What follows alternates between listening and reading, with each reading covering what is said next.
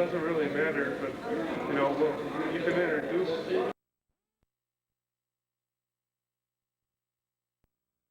We are.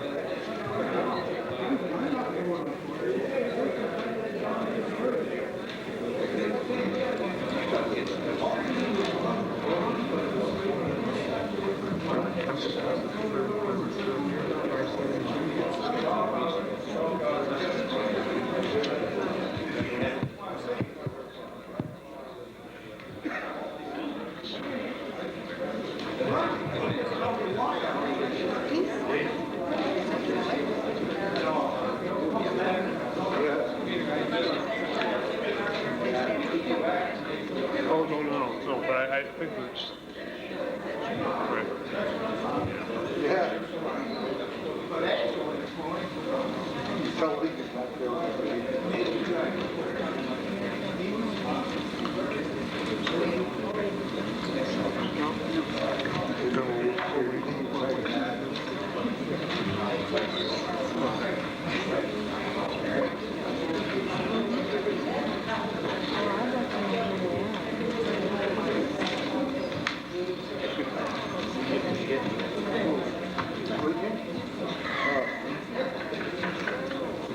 Hey, Jack, you tried that chair out the side or what?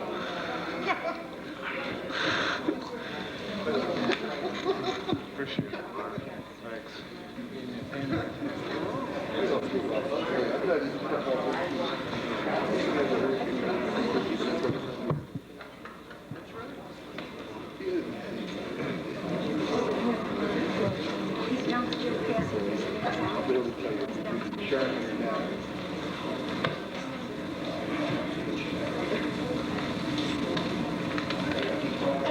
First of all, I'd like to thank everybody for coming out tonight to this informational meeting on the tentative sale of the Phillip Street School. My name's John Lincoln Jr. I'm Alderman of the 1st Ward. We can't hear. Okay. John Lincoln Jr. I'm Alderman of the 1st Ward.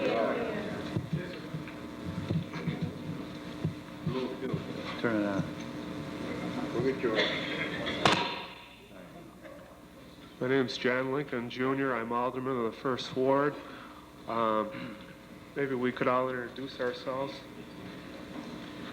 Assistant Fire Chief Anthony Goria. Chief Marv Jensen, Fire Department. Steve Lund, the Building and Zoning Inspector. Wayne Blue, Business Administrator for the Fulton City School District. I'm Ruth Doretta, I'm counsel to the school district with the firm of Grossman, Kinney, Dwyer, Reitz, and Harrigan. John Tripp, Board President.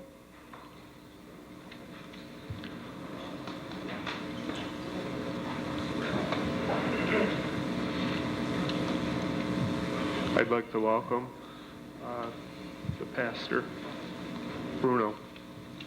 Thank you for coming.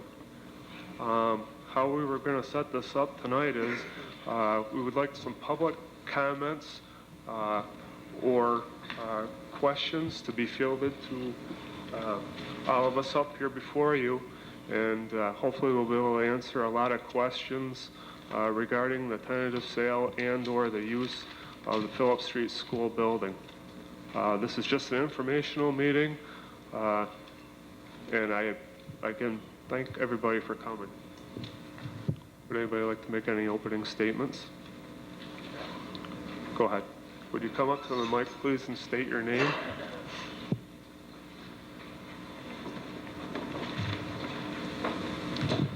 Good evening. My name is David Tetro, 1st Ward resident. Most of you know me that are here. I'd like to first say that I spoke with Reverend Bruno a few nights back. We talked for about a half hour, and I asked him the same questions that pretty much everyone here is concerned with. Is it going to be a halfway house?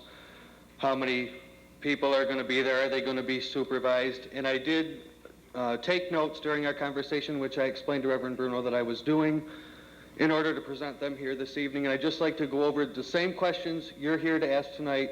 I took notes for. They are set for the closing on November 15th. They are going to have an open house for all 1st Ward residents. They plan on having the teen center open 2 days a week.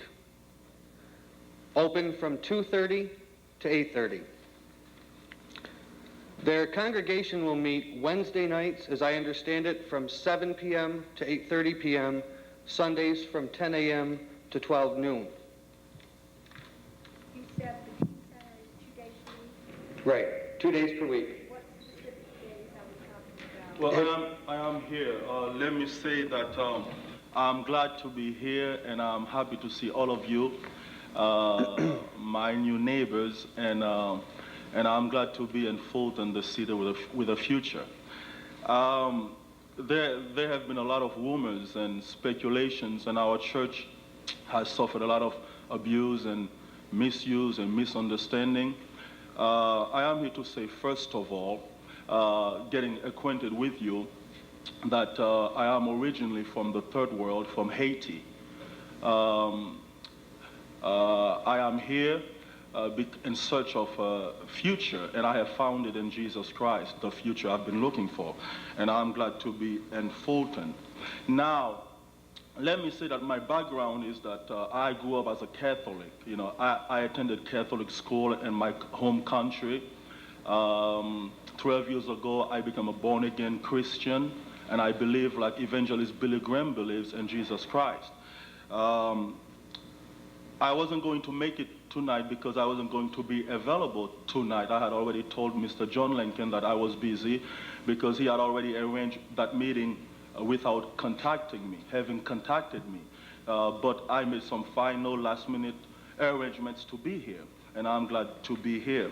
I want to say, first of all, that I pastor a white congregation. I am obviously black. The congregation is all white. All the teenagers, young people who attend our church are all white. My wife is white. She's a registered nurse, and she has worked at Lee Memorial Fulton Hospital in the past. We have several registered nurses in our congregation. We have engineer contractors.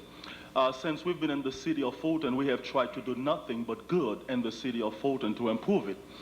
It's been almost 2 years. We've had free skating at the Bailu. We pay. Teenagers come. We help them. We educate them about drugs, alcohol. We have even prevented a few of them from killing themselves. They've come to us, and we contacted their parents, and we love them. And we've helped in many ways, and we've taught them and helped them to love people and love the elderly and improve the community. That's all we've done.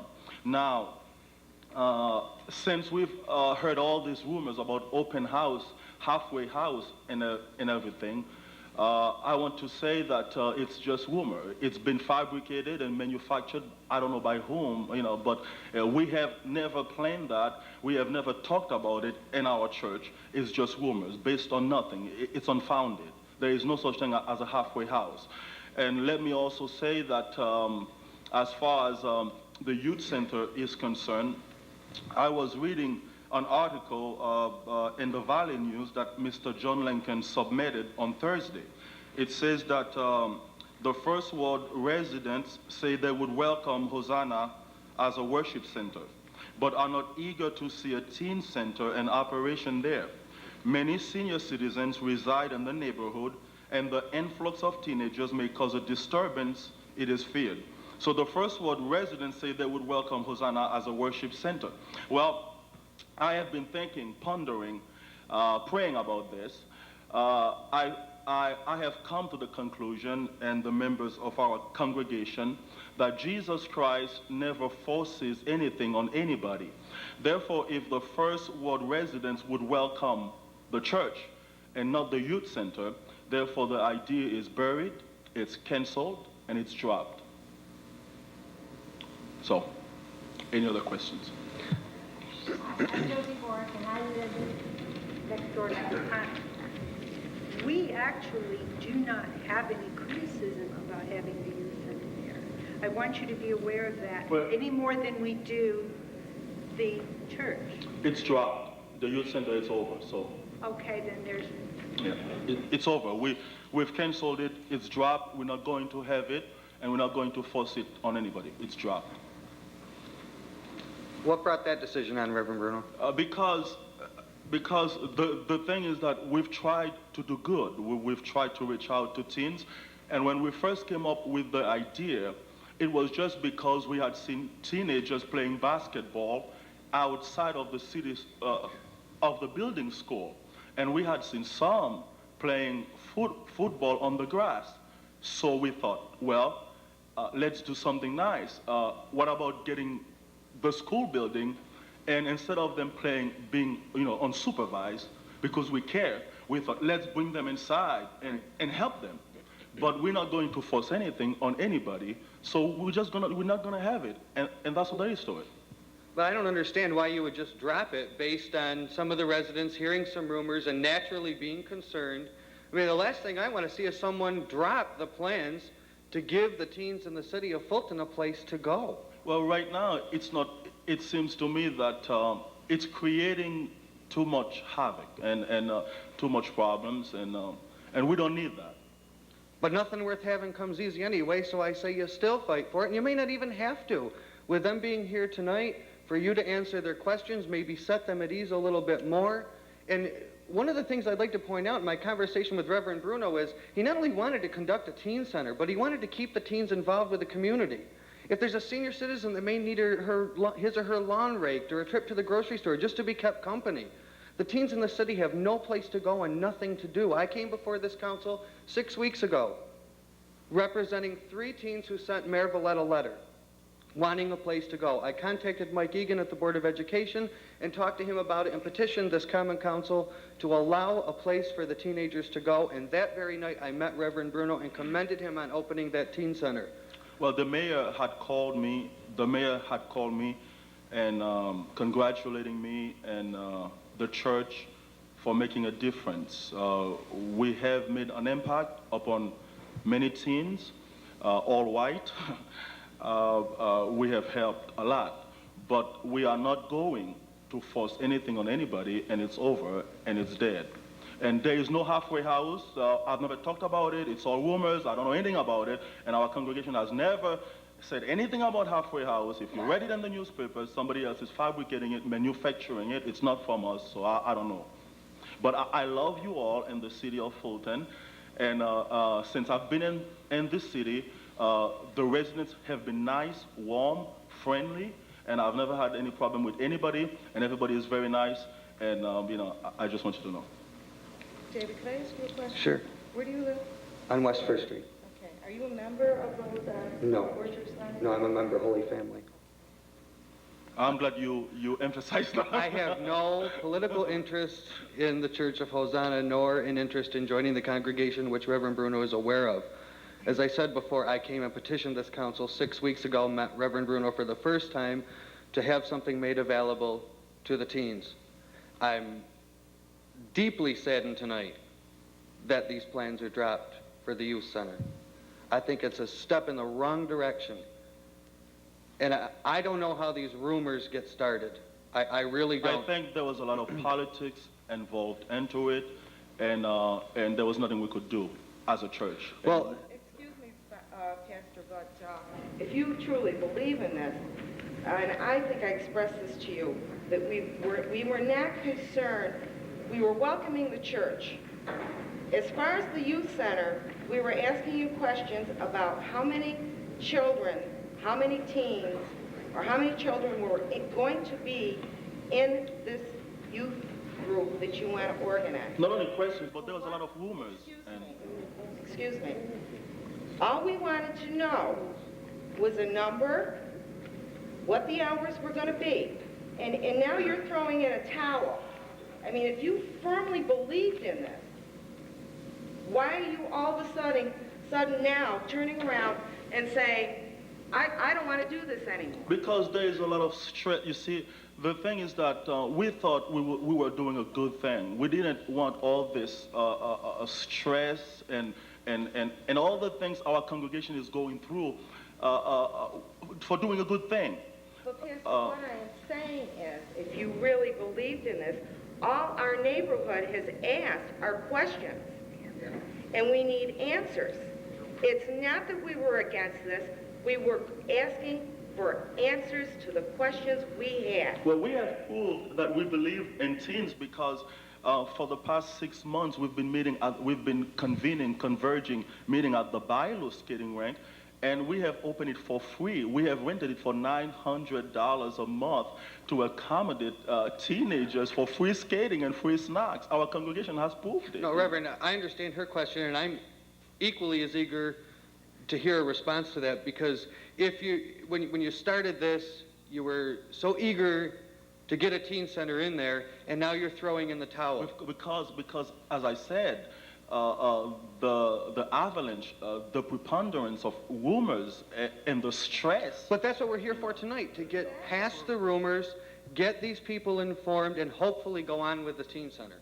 This is the reason why this meeting was called tonight, to get and I have explained to you in the 2 encounters that I have talked to you, that we need an informational meeting to know what's going on with the church and what the church's plans are for that building. I have forgot to say that our congregation is about 20 families, and there should be enough parking spots for the church, because I believe there is a Catholic church right there too. And as far as the zoning is concerned, I should foresee no problem for a church to meet there, because there is a Catholic church right there. And as far as the halfway house, we never thought of it because it's foolish, because the zoning would not allow us to. So, but as far as your question, to answer you, it's just that we have really put our hearts in the past almost 2 years to help young people.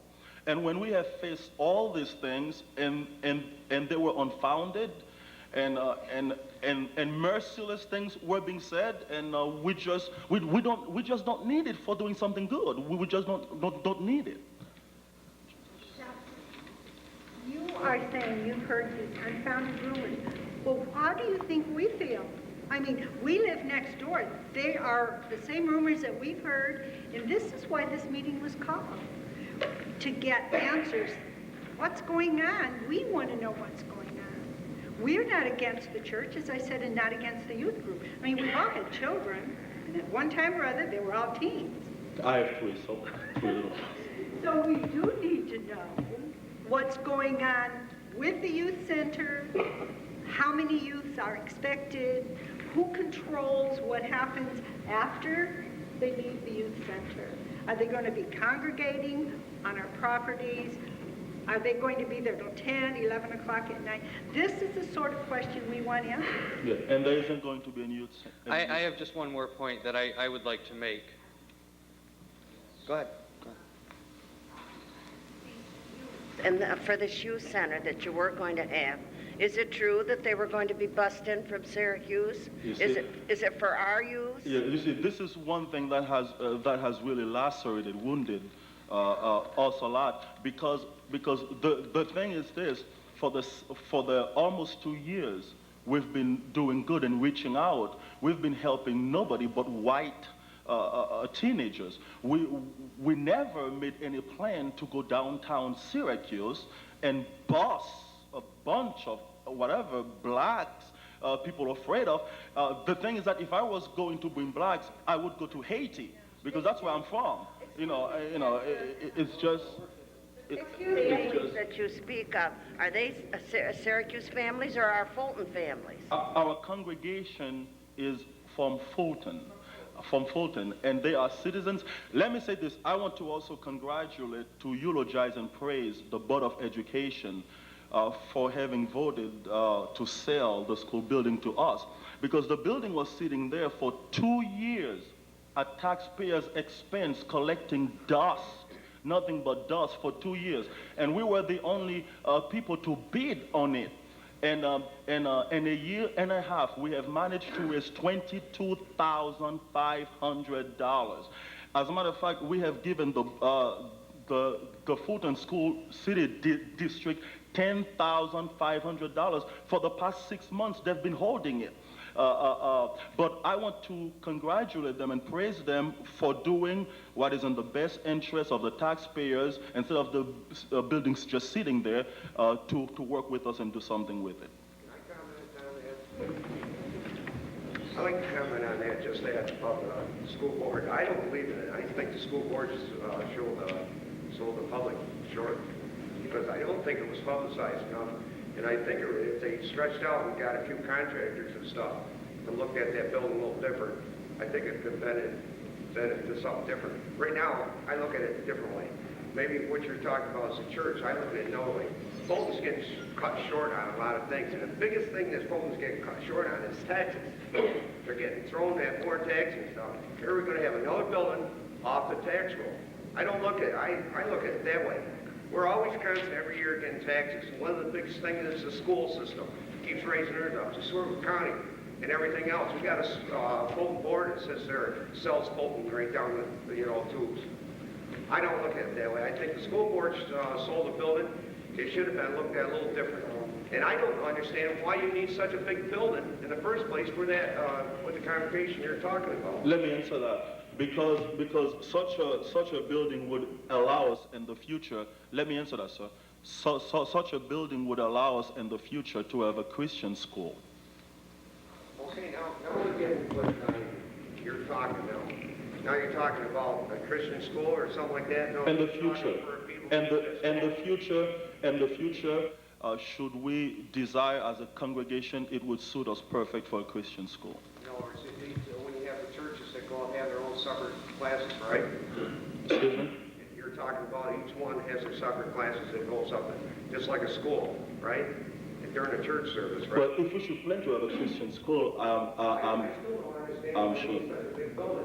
I really don't, because right now, to me, that building is way beyond, I mean, the maintenance on that is going to be terrific on it and stuff. I can't get quite through my head that you need such a great, big, huge building like that. I think there's other ways that could be done. And I heard the comment that this school system is it's a business, Now we all once were, the school system is a financing place too, because we're paying so much per month to the school board. So now the school system turns out to be a financing place too now. Well, so I think I should respond to that, and I want to respond to a number of your comments, sir. I understand what your question is, and that has been raised by a number of people, so let me address that so that everyone is clear. First, prior to having received the Church of God's proposal to purchase this building in late May, the school district tried, pursuant to public auction, to sell this building and did not receive one bid. It was the Church of God who then came forward with a purchase offer, as it was, to purchase this building for what is considered to be a fair market value. This is not a $1 transaction.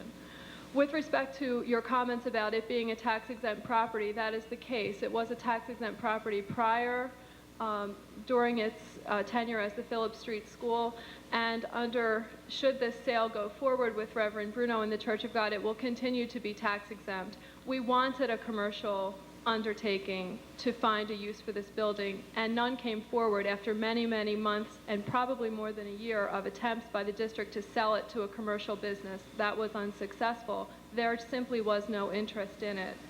With respect to the method of sale, both the state education law and the state school district law provide that you can't gift or loan for nothing, your money to a not-for-profit group or to a profit-making group, but certainly you can extend a loan. This is a loan at 6.5%. It is permissible under the state constitution. This is a 2-year mortgage, a 24-month mortgage. If this sale goes through, that mortgage will be secured by a note. It will be secured by a $22,500 deposit down payment, and we will make sure that the Church of God has the financial wherewithal to honor the terms of that secured obligation. So the district has an obligation to, 1, dispose of excess property, 2, to act in the best interest of the taxpayer, and 3, to act in the best interest of the neighborhood. And it has fulfilled all 3 of those functions in the event that this sale should go forward. And How who's did the paying? church represent themselves in their presentation? Jim Russo, 213 Phillips. Did they indicate to the school board that they had specific intentions for that piece of property? Yes, Yeah. sir. Can you tell us what they were? Yes, I sir, they will, did. I will respond to There's a that, and letter. I would like to say one other thing to that gentleman, if I could. We advertised in the papers, the Board of Education, for 2 years, and we've negotiated with other potential buyers to sell the property.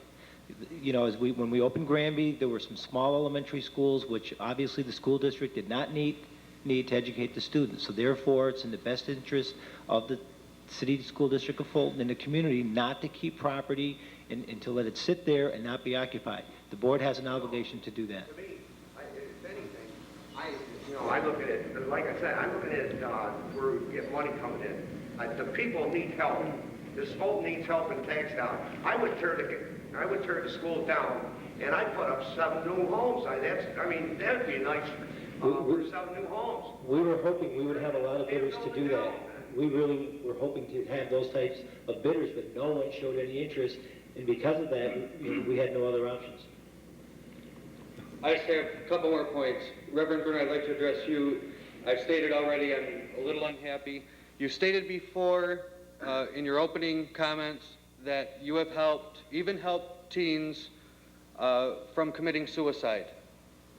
So are you saying that if we came here tonight or there were rumors in the paper that we didn't like the way you helped teens to stray away from committing suicide, that because a few people had a rumor that it wasn't a good thing to do, that you would not help them? No, that's not what I'm saying. Obviously, Dave, you've heard already all the I've seen a few statements in the newspapers, but you've heard that were questioning. The gentleman here, you've heard him how he came against it. I mean, you just heard him. Right, and his questions were answered. You know. And I thought very well and thoroughly. And it has nothing to do really with this teen center that all of a sudden you're giving up on. And I really think... I don't want to give up on teens. That's not what I said. I just think right now we don't need all this wrestlings and this. But I don't think it is that much. No one has come here tonight in lynch mob form to see to it that you did not open a teen center. Don't speak for all of us. I won't speak for all of you. But I just don't understand why you would just throw in the towel this early. Obviously, you see that the teen center is not welcome by some people. So. Okay. Thank you. I would like to answer the gentleman's question. He did ask a question if the Board of Education knew what the intent of the Hosanna Worship Center was. Yes, they included a letter with their bid. Okay, and in that letter to the Board of Education, it stated 6 uses for the building. 1, an affordable daycare center. 2, youth center activities. 3, playground for children. 4, a Christian school. 5, church services. And the 6th item was a food distribution pantry. Now, these items are the understanding for the Board of Education. If any other uses are included, and again, I do not want to speak for our attorney who's working on the details. It must be approved by the Board of Education. Just a question on the sale of the property. 6.5%. Yes. $22,000 down. Doesn't that show about $6,500 of interest, which could be considered as being on the tax roll? That's additional monies in it. And how long will we hold the mortgage for right now as the planning? From what I heard, 2 years and then possibly find another lending institution, but will we carry it out until the full extent? No, the amortization schedule, which we have prepared in the event that the sale goes forward, provides for a $750 monthly payment reflecting the 6.5% interest, and you'll recall that the school board voted that it would be the purchase price plus interest, and that is only for a 24-month period. There is no contingency for extension. The Church of God has told us that they will make a balloon payment at the end of the 24th month, and at that time they will refinance with a private lending institution. Or they could get the building back. But the question is here is why would, if the school, and you say you can't finance, well, the school can finance. The state says you can't finance. Yes. Why give it up? Do you realize by financing it through our own hands, we're taking in money that could be tax dollars. We're going to give to Fulton Savings Bank or some other bank $6,500 a year where we could carry the mortgage for 20 years, still have it within our grasp, and the money that you lost in tax rolls, you will gain back in interest, which will go into the coffers. For 2 years? No, I'm saying why not carry it for the extension? I'm asking the board to consider carrying it for the extension of the mortgage. Why just 2 years? Completely off the tax roll for the city and for the school. There's no revenue coming back into the city or back into the school ever again because they own it and they're tax exempt. They're gonna own it anyways. I'm saying if the purchase goes through, then carry it for the extension of the entire thing so you don't lose it. That interest is just as good as tax roll. And it was You're not empty gonna for get 2 tax years. roll. Those are Fulton Savings, they carry the mortgage, they're gonna get the interest. I'd like to ask one question. I'm Lou Fabrizio, live in the first ward. I'd like to know, to the fire chief, how does that rate with our fire code in the city? How's that building rate with that? Does it meet our standards? Well, that's one reason why the school, I think, got away from it. And they closed some of these older schools in the city because of the fire codes and the building codes.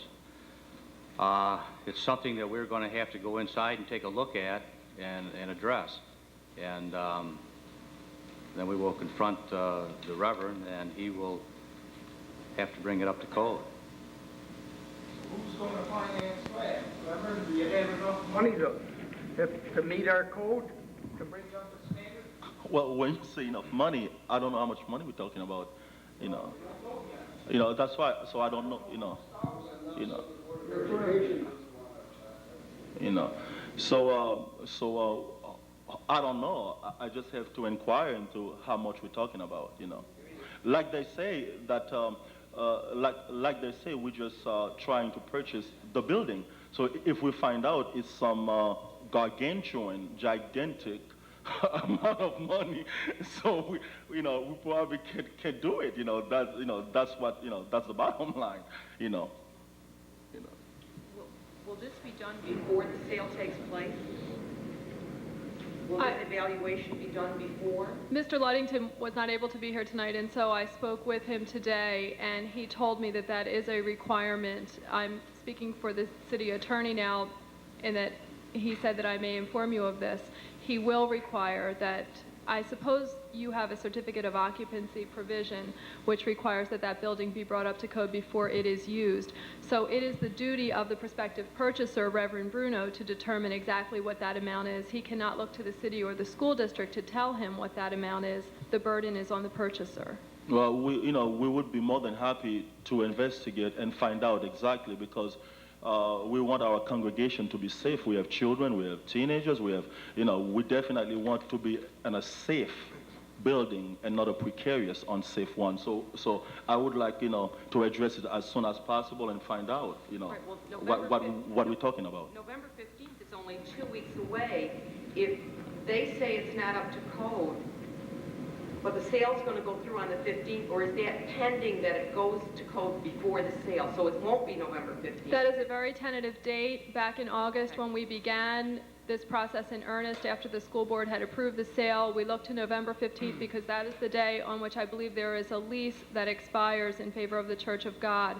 And so that, I think at the rink, Yeah, which will the be lease expires. which we will be in the streets probably. However, the sale will not go through until the school board is persuaded that, as I stated before, the Church of God has the financial wherewithal to meet its security obligation under the Snowden mortgage. And part of that is bringing the building up to the code so that the city is satisfied that that building can achieve a certificate of occupancy. So at this point, I am considering that a very tentative date, and as time goes on, it doesn't appear that we will be able to meet the November 15th closing date.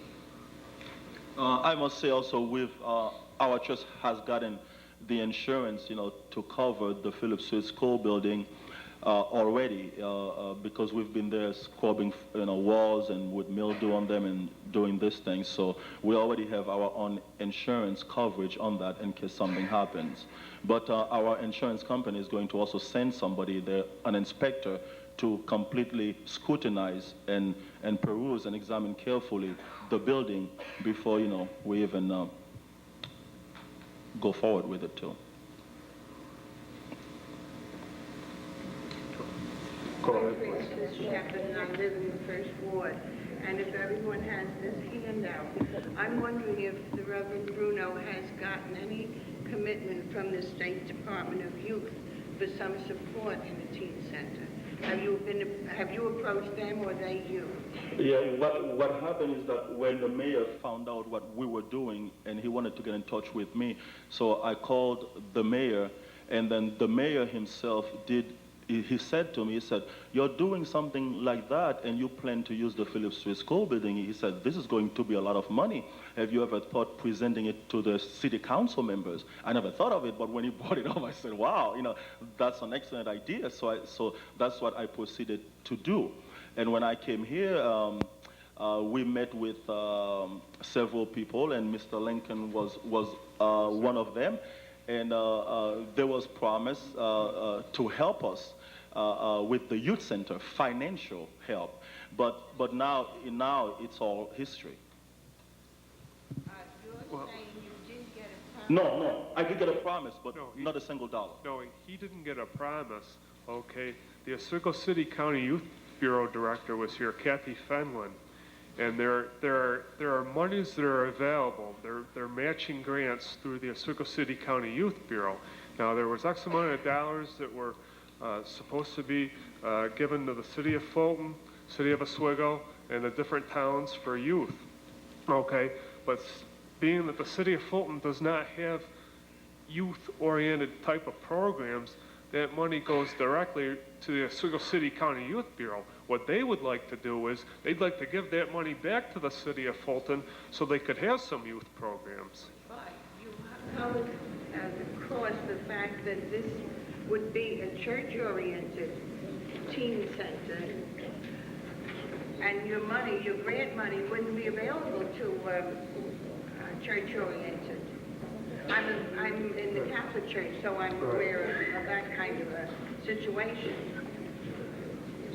So the grant money... In fact, David Tetro was supposed to be at that meeting also, who originally wanted to come before the Common Council to possibly use the War Memorial and start having youth activities at the...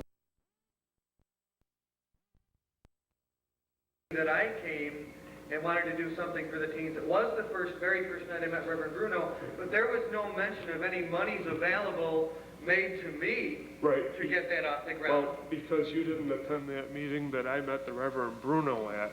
Okay, Apparently Reverend Bruno was talking that the mayor had mentioned monies might be available to him before that meeting. That was long before I ever met the Reverend. That was in probably... Right, that's my point. When I came before the council, there was no mention of any monies available. I was specifically asking for the War Memorial to be made available to teens a couple nights a month. Right, but you see, when we met with Reverend Bruno, the youth activities meeting that we had that you weren't at, okay, Kathy Fenlon from the Oswego City County Youth Bureau was there, and she mentioned these matching grants.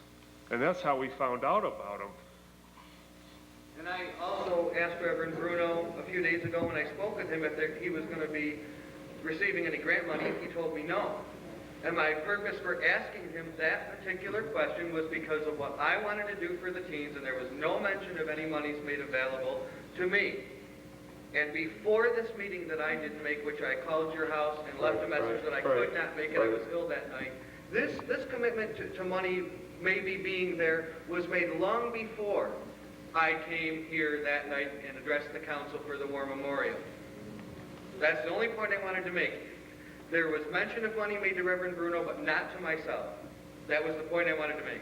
Yeah, but like I say, we had met with Reverend Bruno after that, and it was pointed out to us by Kathy Fenlon. And I understand you, John. If I had not been ill and attended that meeting, I would have known about that before.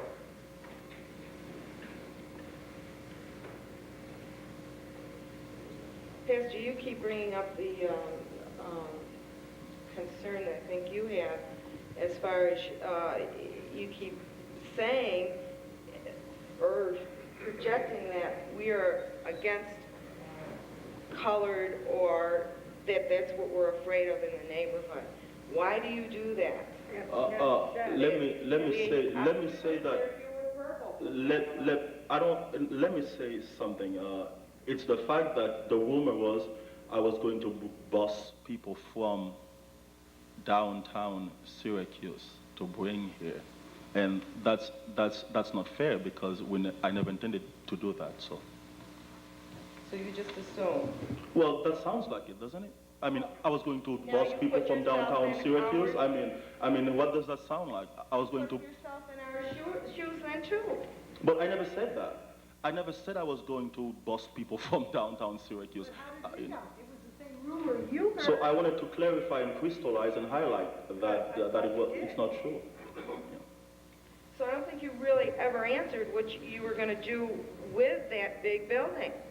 Oh, well, they enumerated and outlined, you know, so eloquently, Mr. Blow just did. I think Mr. Blow just did that, you know. As far as the school, it would be like a... He mentioned many things, 6 things. He enumerated. Okay. How many of those are for profit?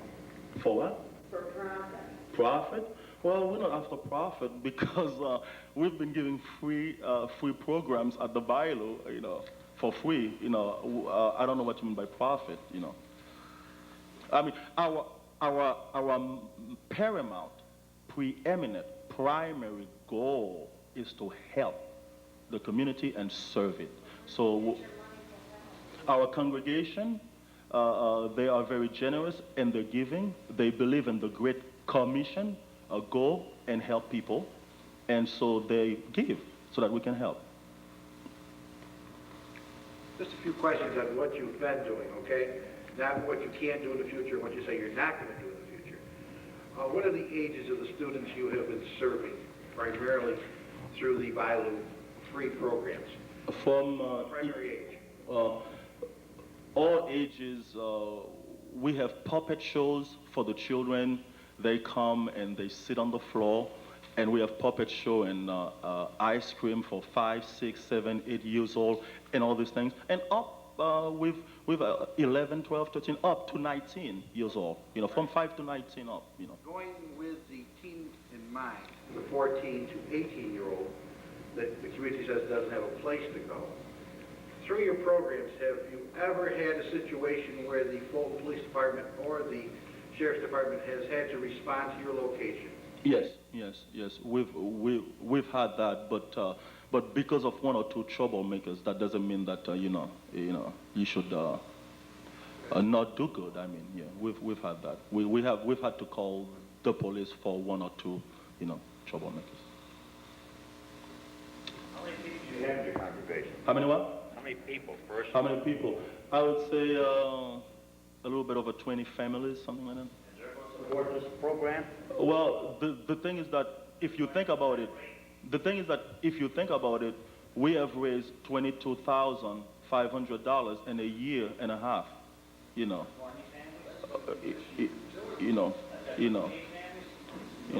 So well, we average, like I said, in a year. No profit. Well, the Bible. And you're going to continue this program. Not anymore. After the school is signed over to you, what's going to stop you from going to Syracuse or Swiggle or any place else to bring the people in to your congregation? What's going to stop me? Because I said that we weren't going to do that. We came to every church in Fulton and to help the people in Fulton. What's going to stop you from going outside of Fulton after you got it down on paper? What's going to stop us? Yeah. We said no tonight, didn't we? Our words are what, we are bound by what we say. We Christians, well, maybe for you doesn't mean anything, but I'm just saying what we say is what we mean. We're not going to do that. The bus contract's been broken. Well, we don't do that.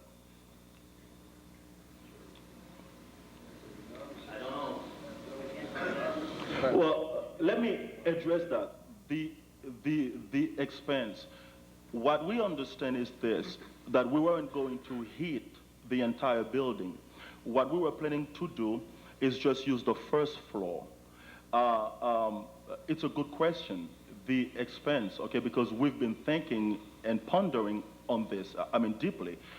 What we want to do is close the stairs, 2 stairs with doors for fire access, okay? But we wanted to concentrate the heat on the first floor, which the plumber, certified plumber that's been working for us says it's possible to shut off all the radiators on the second, third floor and just concentrate the heat just on the first floor. By doing that, we have contacted NIMO, and we see, we analyze what it's going to cost us, and we figure that we can make it.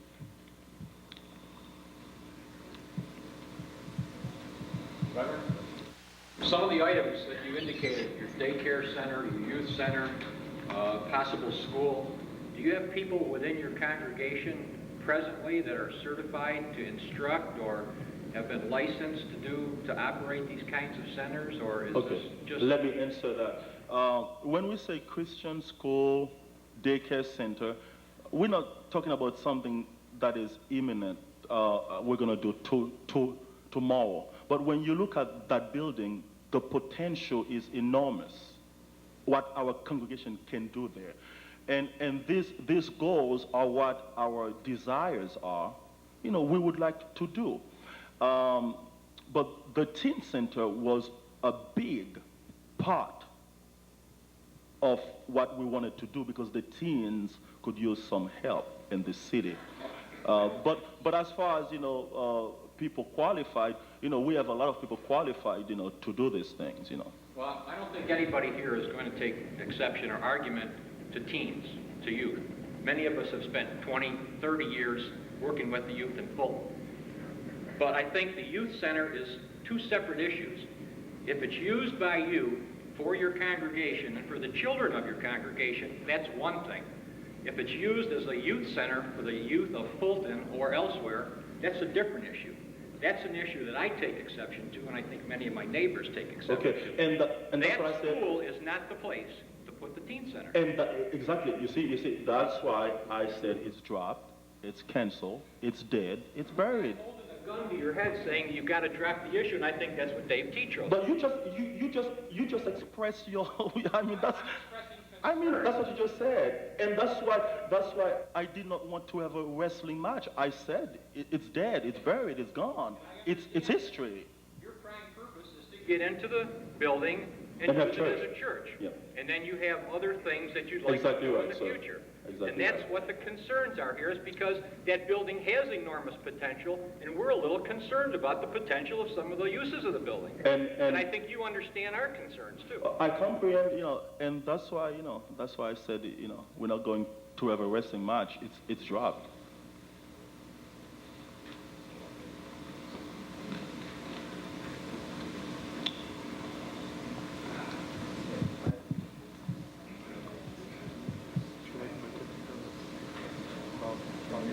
Involvement with inspecting the building. So, I asked you if you'd make a comment. I'd just like to say something. I work over here at Birdseye, and I'm a member of the Church of God. My wife here is a member, and we have a few members right here. My wife works at Oswego Hospital. I just want to tell everybody that I back up Pastor Reverend Bruno 100% for what he's done to the kids, for the kids in Fulton. And I got to say that the issue is more than just a school or a building or money. The issue is changing people's lives and seeing the miracle of God be performed in people's lives. So I just get a sense that there's a lot of fear and misunderstanding, and that can be understandable in the times we're living in now, but I just want to say that I back this man up 100%. Thank you, John. I think your idea to drop the teen center is a very good one at this point, but don't give it up. Let your community, let your church come into the community if it goes through. Maybe a year, two down the road, when people see your actions, they get a feel for the how you fit into the neighborhood. Then at that point, it may be time to talk again. But to throw everything down everybody's throat at one time, I think it was just too much to swallow. And I think in small bits you might find that it'll be more readily accepted. Well, I thank you, and I just want to say for almost 2 years, we've been good neighbors in the city of Fulton. You haven't heard of us doing any harm in the city of Fulton, and we've done nothing bad. You know, we've done nothing bad.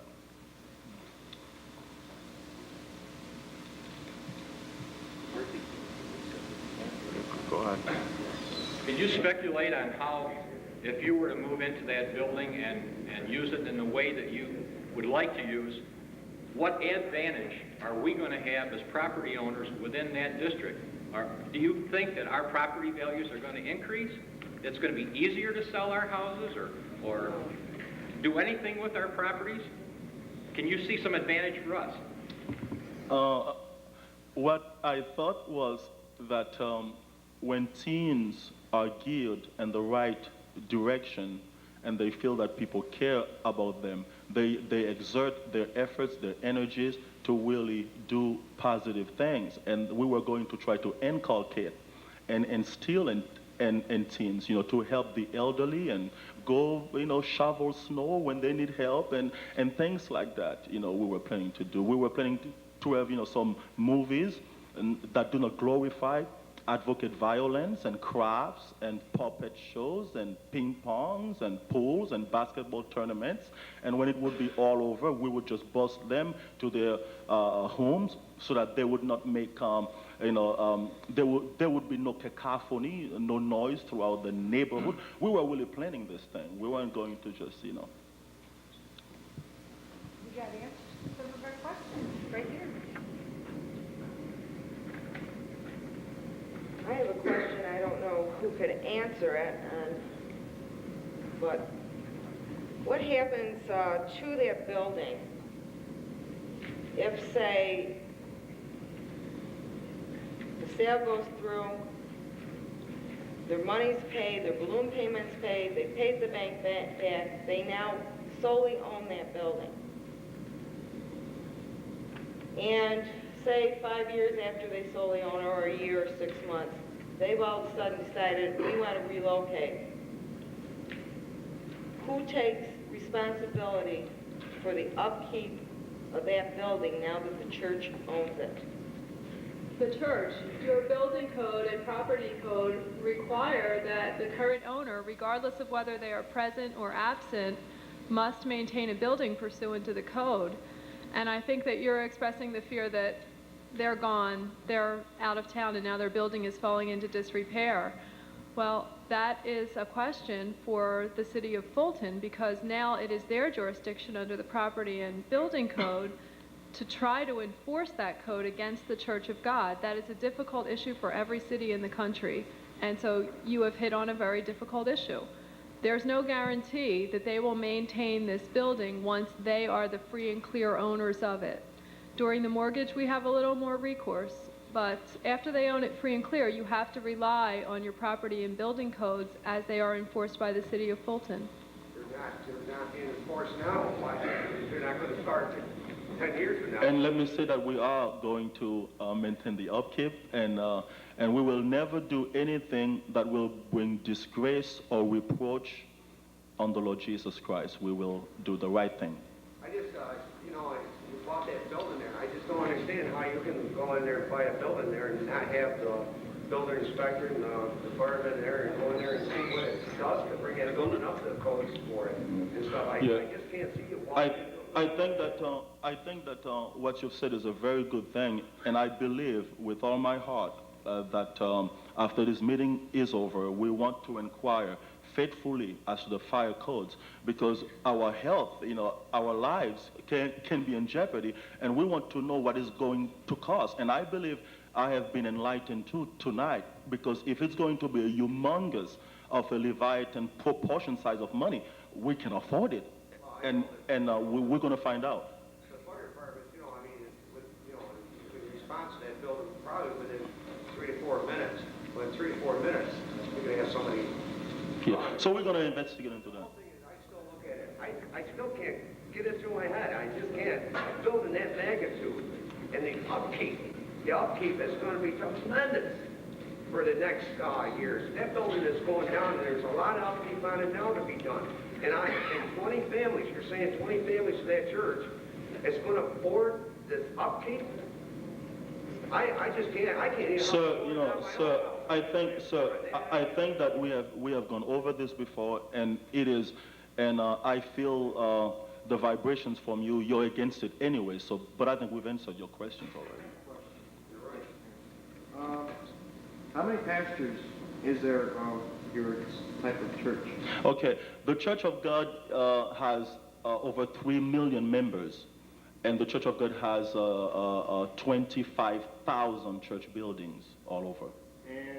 And we are affiliated with the Church of God. And what is the closest church other than the city of Fulton? What is? Yeah, well, where is your closest pastor? My closest pastor. Well, that would be Mexico, I think. Mexico. Our district, that's where our district overseer is, Mexico. Do you have one in Baldwinsville? Do you have one in Baldwinsville? We don't have, there is a Church of God in Baldwinsville, but the Church of God in Baldwinsville is a separate local church. In other words, we are an individual local church, even though we are under the umbrella of the Church of God. You know, you cannot put all of them in one sack and shake all of them together. So the money that you'll be getting is from this big umbrella to restore the school? Yeah, that's a good question. I want to say too, we are able to also appeal to our general headquarters at Cleveland, Tennessee to help us should we need the help. I want you to know that. When we're talking about after 2 years paying the full amount of the money, our main goal is to appeal to the general headquarters in Cleveland, Tennessee to provide that loan, to take the loan with them and give it to the school. And they've done that many of times. What is the location of what is the name of the national headquarters that you have referred to? Is that? Church of God International Headquarters. Where is that? It's in Cleveland, Tennessee, and we also have one in Long Island. Cleveland, Tennessee? Yes. And the fellow that you had asked me to speak Was to from Long Island. And where is that on Long Island? That state office is in New York, Long Island. And is this information in the packet that I had asked you to provide to us with respect to your finances? Yes, it is. So I'm going to receive that yes, tonight? Yes. Okay. You're going to receive the Church of God Incorporation that says that our church is incorporated into the larger Church of God, which has 3 million members and 24,000 building churches. All right. Now, since it's so that big, I think I enjoy the cameraman. No, it is recognized with each individual Chamber of Congresses. The churches are they recognized within the Chamber of Congress? So if a person wants to do a investigation to see how well the church is organized and operations, they can go to the local Chamber of Congress of a city that your church is already as a matter of fact, to find out how well. Yeah. As a matter of fact, the Church of God has been organized over 100 years. So yeah, it's pretty well registered everywhere, you know, legally. For what they want to open, is there any zoning that needs to be rezoned? No, I don't think it's a zoning issue. I think there might be a serious building issue in a 4-story church. But that's something the Reverend should stop in and make an appointment to talk to myself and the fire department, just to make sure that before you go too far, you know exactly what you're getting into. Steve, at the time the building was put up for sale, can you tell us what the condition of it was at that time? I can't. I've heard a lot of people say it was condemned, which I believe is not true. I don't believe that's true, but I haven't been inside that building in years. I don't know if the fire department has or not. Maybe Wayne Bloom. Well, I can comment on that. When the building was put up for sale, okay, the prior school year it was occupied by the city school district, the city of Fulton. We had a certificate of occupancy from the state of New York. We met all of the building codes. We met all of the inspections, which we must provide yearly by outsiders to make sure that the students are safe. So it met all codes.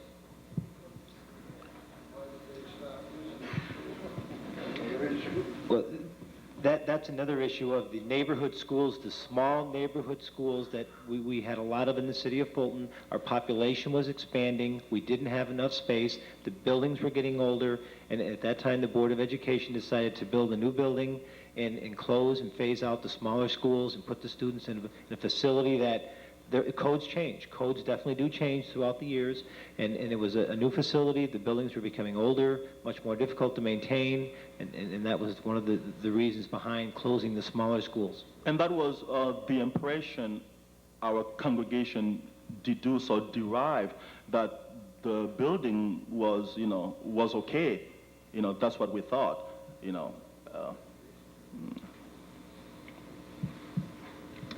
Reverend, one point I want to make on that building is that I think the codes that it met were pre-existing codes. You could never, for example, build a 4-story church today to that type of construction. That just wouldn't happen. And that's what I was saying. We're not going to use all the floors and everything. We were planning to use. That could be one of the problems. I don't know, because I don't know all the details. The fire department doesn't know all the details, but you may very well be restricted to two floors, basically. And that will be just fine. I mean, because like the concerned citizens, and I think they've been trying to help me too.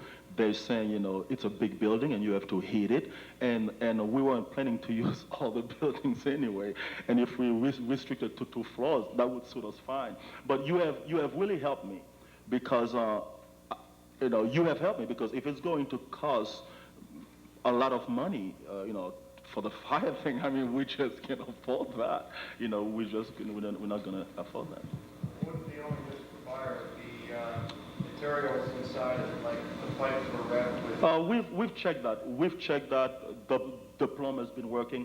These things are just minors. We checked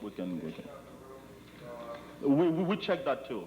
And if you're going to be only able to use 2 floors, and in the wintertime it's freezing and thawing and freezing and thawing, the building being breaking down in particles, that I'm not sure if the building was heated all the time as it is, if the school system pays for it 8 times a year. And when the heat shut off upstairs and the floors buckling from the different temperature changes, is that... Yeah, we're working with the plumber on that, and the plumber has really alleviated all our fears, and it can be done. We're working with the plumber. We can, that can be done. The wooden floors, I know from past experience, temperature changing will start buckling the floors. I think that happened in the gym. It just did that. But we have gone over that with the plumber, and we're working on it, and that's not going to be too expensive to maintain. I think we should underscore that we're not going to enter into this note and mortgage unless the building is in the condition that it needs to be pursuant to your city code. That's the bottom line. If Reverend Bruno can't afford to bring it up to code, we will not enter into a note and mortgage with him. No lender would, and the school district is acting as a lender in this capacity. So I don't want there to be any mistake about that. Notwithstanding what Reverend Bruno says, we will not enter into this deal unless all of those I's are dotted and those T's are crossed with respect to your city code. And then when you look toward a different avenue, if his church can't meet the specifications to bring it to code, and they decide not to move into the building is still left not up to code, in the future, are you going to look to sell the building? Sir, I am referring to the code. There is a code which applies to the uses to which he wants the building to be put. That is somewhat unspecific at this point. We will ensure that the code that he needs to follow for those activities, daycare, whatever, food pantry, whatever it is that he says he is going to do, that building is in compliance with those codes. At this time, your fire department can better advise you whether that building is a danger to anyone. I do not understand that it is. If he cannot bring it up to code, there will not be a deal. And yes, the building will stand vacant until a more suitable purchaser comes along to take control of it. Let me also clarify something. I don't think that we should be held to bring it to code for daycare and everything that we are not going to do tomorrow, or Reverend Bruno, there's a law, 10 years from now. There's an ordinance that applies. You need to comply with the ordinance, that's all, and the city is in the best position to advise you on that. I would like to comply with the codes for church as for now. That is a legal issue for Mr. Luddington and for the mayor, and they will advise you on that. Okay. Has asbestos been removed from the building? Yes, The school district has to maintain a HERA documents in terms of asbestos and any other types of substances which are deemed harmful. We have an OHERA 2 form on file. There is no asbestos in there was no asbestos in any student occupied areas in the building. That's when we had the building and used it as an elementary school. So obviously there are none in any occupied areas that any student or adult would go into. Now, to say there's absolutely no asbestos, that's not true. The floor tile, which in most houses is asbestos, is a small amount, and there is some in the boiler room used to heat the boiler. Okay, you cannot say there's no asbestos. There is none in any student-occupied areas. There is no friable asbestos in the building, and we have documentation, and it must be inspected yearly, which we have done, and we maintain the documentation. Can I ask where the price of $108,000 came from? Okay, the price of the building that the Board of Education agreed to when we set the fair market value, and that was the minimum bid, was $100,500. Anything else you read is just mistakes. That's all I can say. I can't account for that. All I can say is that there's a resolution passed by the Board of Education, and that $100,500 was the minimum bid on the property when we had an appraisal done for fair market value. In the best interest of the taxpayers, we want to receive fair market value for taxpayers' property.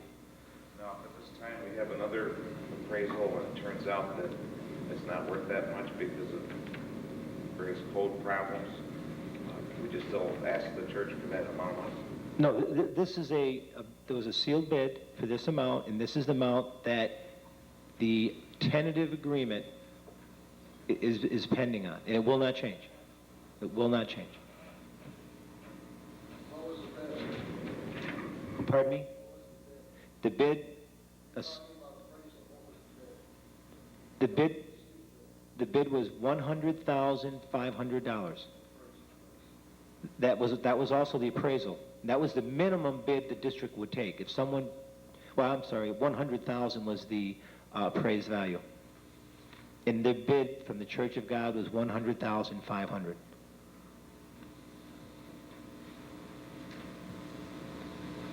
Reverend Bruno?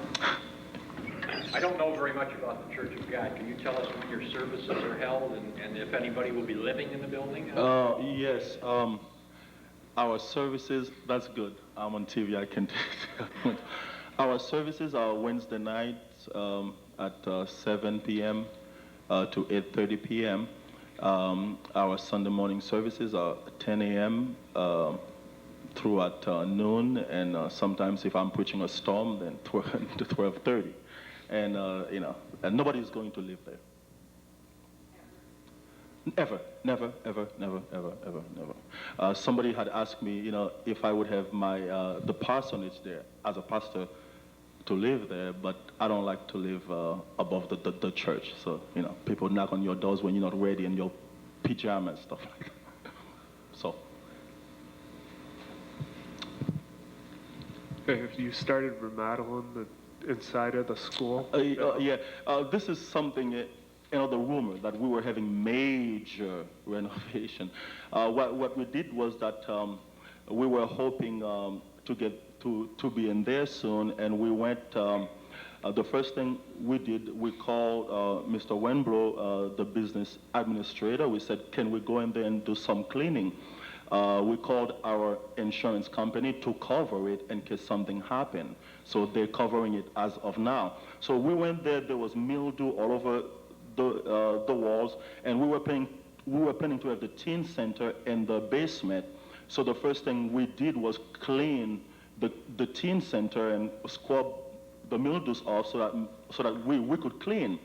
Also, because we thought it wasn't going to be major thing to do, we were going to block, we already blocked one stairs going up because we don't want our kids to disappear on the second, third, fourth floor and fall off. So we were going, putting a wall with a door for fire access. So that's what we've done so far. It cost $300 to do that, put a piece of sheetrock, that's what we've done.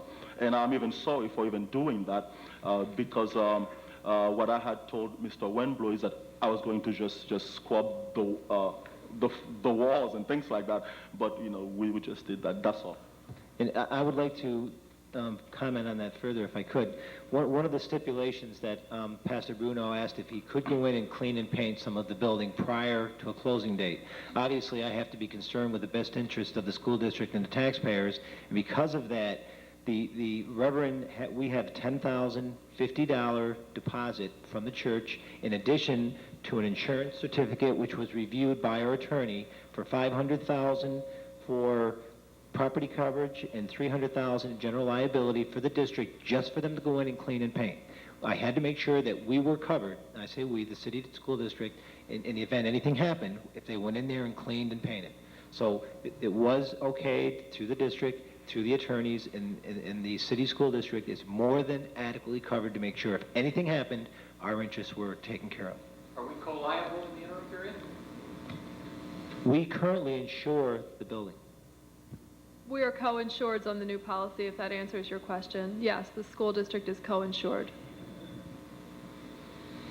So it falls back on the school district explain that to me. If it exceeds $500,000 in property damage or $300,000 in a single occurrence, we would look to the Church of God if it exceeded those policy limits. If there was damage in excess of those policy limits, yes, we would look to the Church of God. We would not look to the school district. And the property is only valued at $100,000. That's how we arrived at those amounts. We wanted them to be good and conservative. So they couldn't come back on the school system or the board for any type of a lawsuit?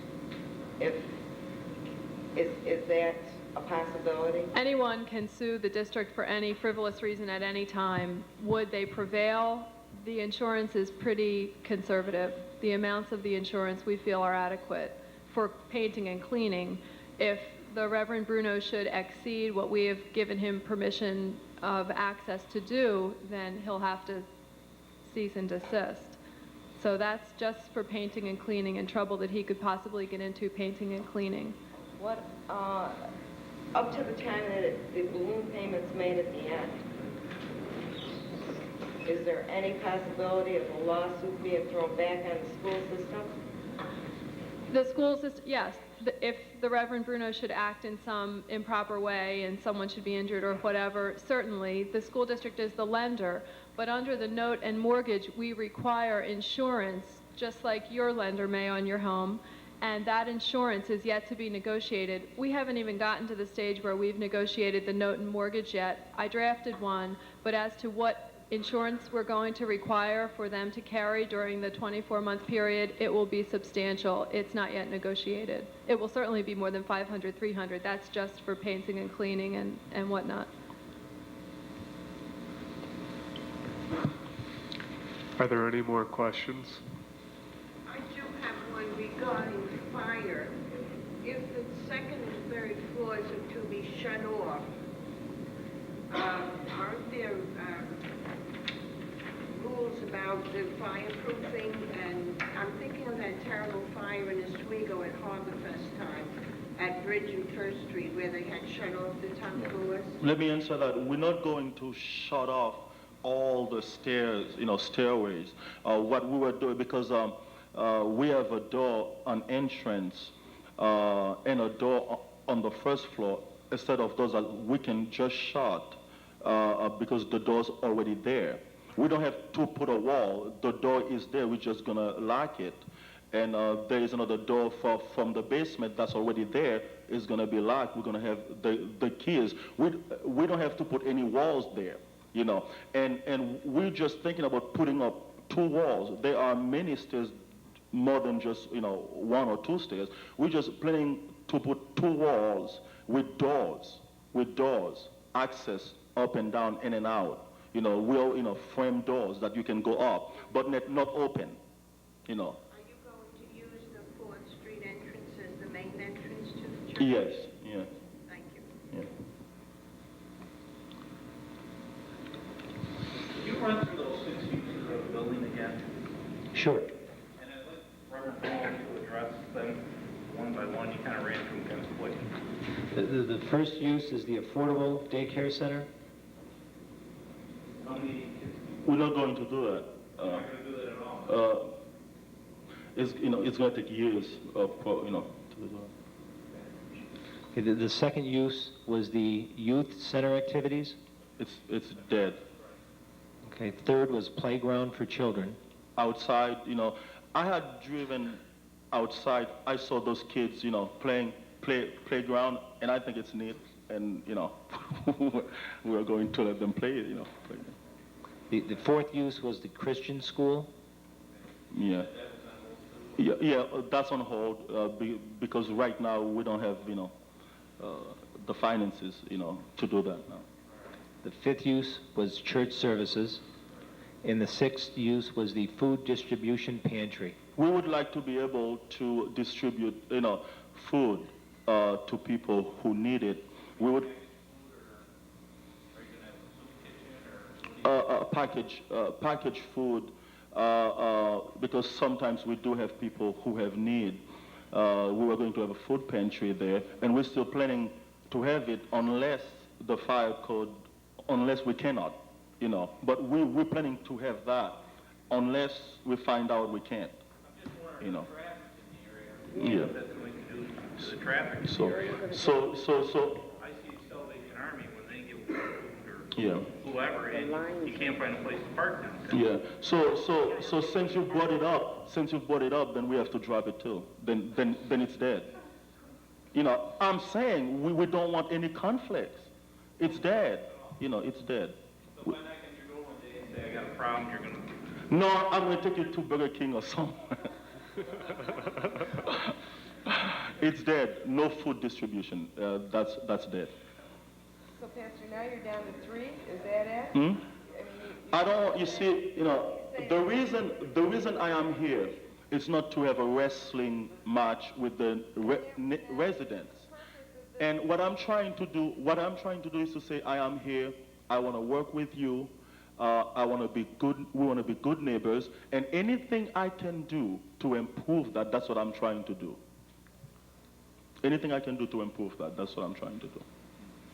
I don't think you should get rid of the food pantry or whatever, because as you might have noticed in the city of Fulton, over 50 to 75% of the citizens are on public assistance, or the people who are working barely to make ends meet at times, and do need a place to turn. And sometimes, like the Salvation Army, they don't have anything left for certain citizens for food-wise. Your thought of having a food pantry, I believe, is a good thought, and I don't think you should diminish that just yet. That wasn't my question. My question was, what would it do for the traffic in a residential neighborhood? The Salvation Army is in a commercial neighborhood over there by Silver School, a residential neighborhood. I was just wondering if there were provisions made for traffic flow, which there will be considerable. And Holy Family Church has a food pantry? Yeah. So you see, that's why I am here. I am here to be good neighbors, to be good neighbors. And if anything creates conflicts and will jeopardize our relationships, I am willing to just let it go. Let it go. Just for a church, you dropped probably 3 or 4 items that we've had questions on. Now, why would you, common sense doesn't seem to say... But you've seen the conflicts. You've heard it yourself. Well, will you give up on the church just as quick as you gave up? I would hope nobody would object to having church there, because Holy Family, I would hope not. Nobody would, because obviously it's been conspicuous. You've heard all the conflicts, and what I'm concerned about is I know of a church, and the people alone, in a building that's possibly, maybe 50 by 50 or 80 by 80. By the end of the year, they're asking for more money. And this is a 1-story, newly built building. Now, you're saying to me that you're going to be converting a 4-story building with a gym, and there's 20 people. Common sense don't make sense to me. If you want a church, why don't you just build something that's practical? Well, you see, we do believe, one of these days, we don't know when it's going to be, but one of these days that we would like to use that building after we've discussed with the fire codes. Let me say this.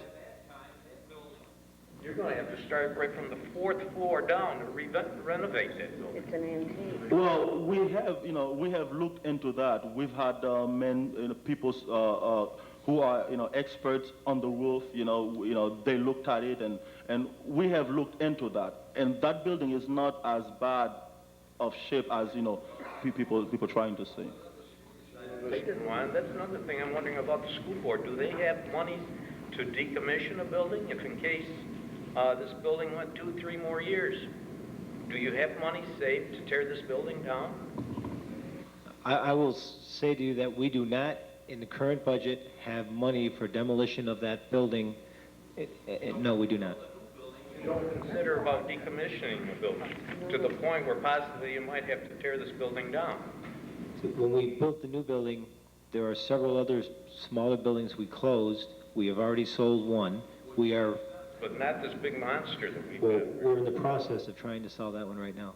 And let me say, because I am somewhat concerned, because I'm getting the impression from you that this building is just a piece of nothing. If that's the case, we're not gonna, if that's the case, we don't want to buy a piece of nothing. The impression that we got, in the several board meetings we have attended, they've been keeping the building, up, to codes. And well, I don't know, but I'm saying all the board meetings. somebody had said to me, this building is going to be converted into a senior citizen complex with somebody with a lot of monies behind them, I'd say, okay, this makes sense to me. But to have somebody with just 20 members, I didn't say 20 families, 20 families are going to take on this. Common sense doesn't seem to be, I don't know, I don't think people are using this with this type of building.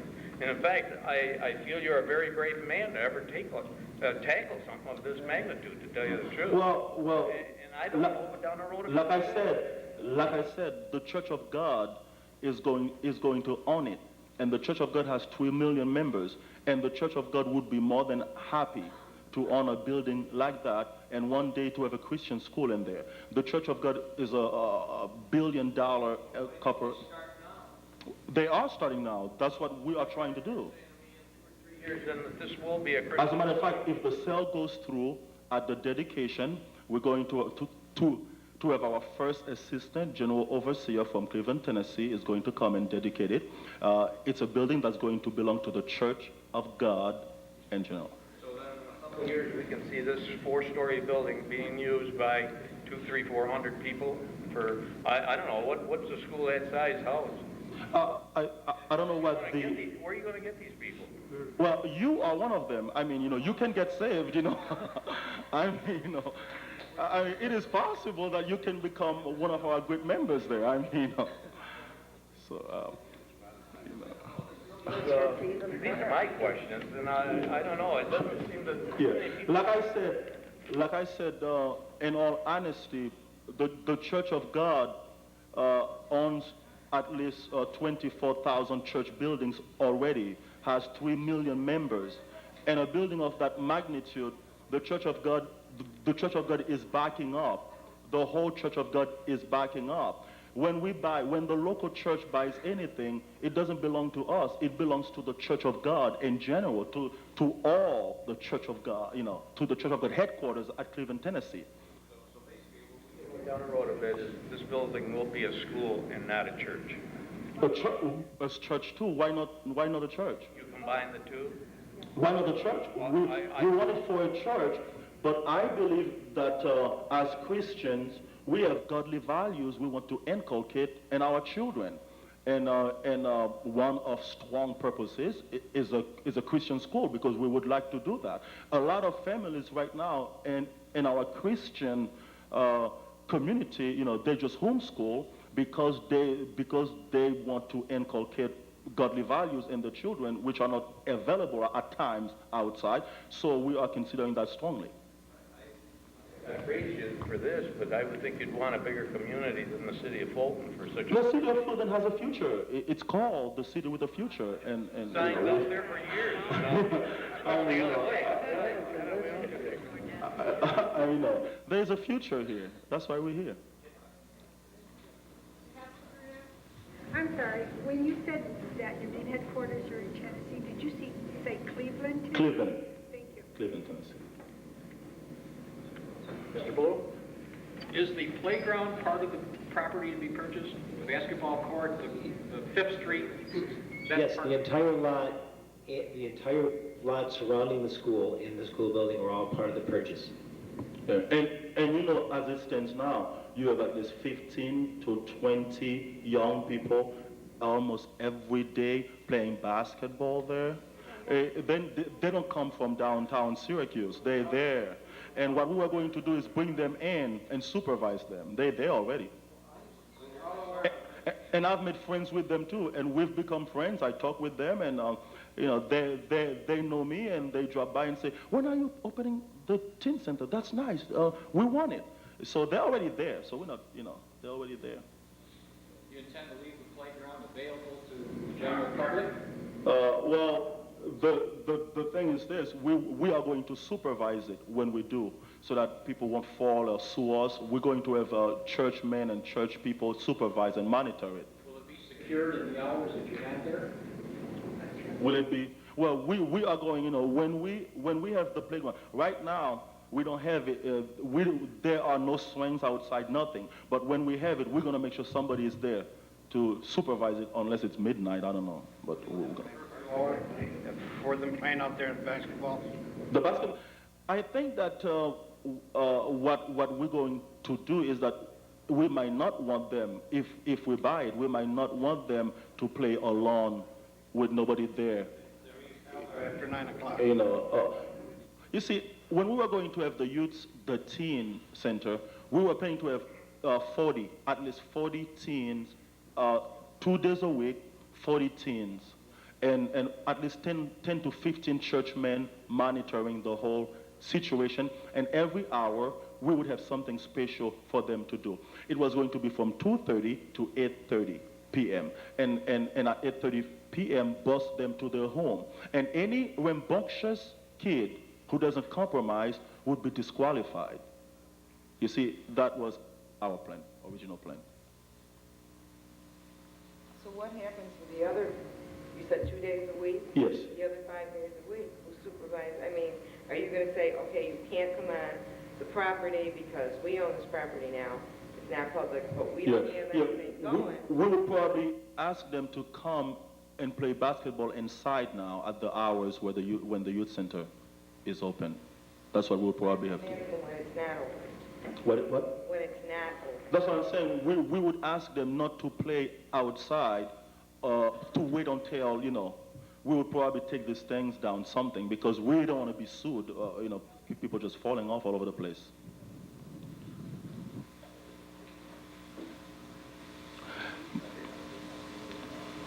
Any other questions?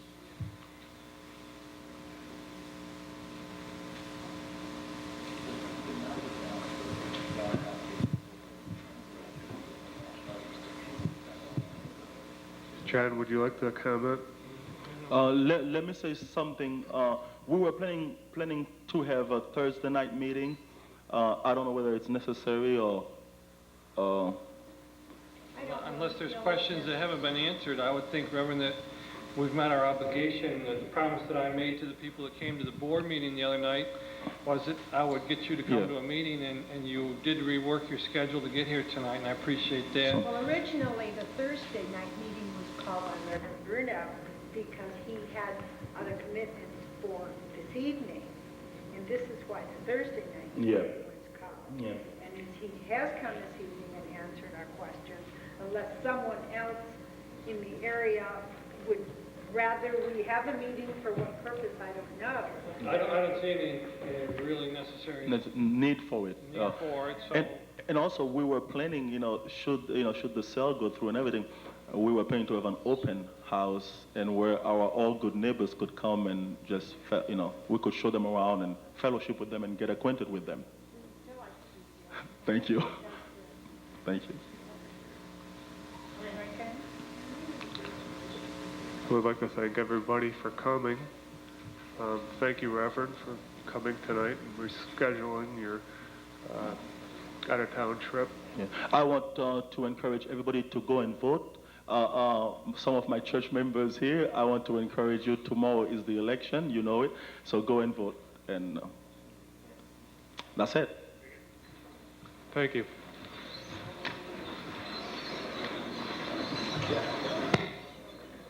You know what?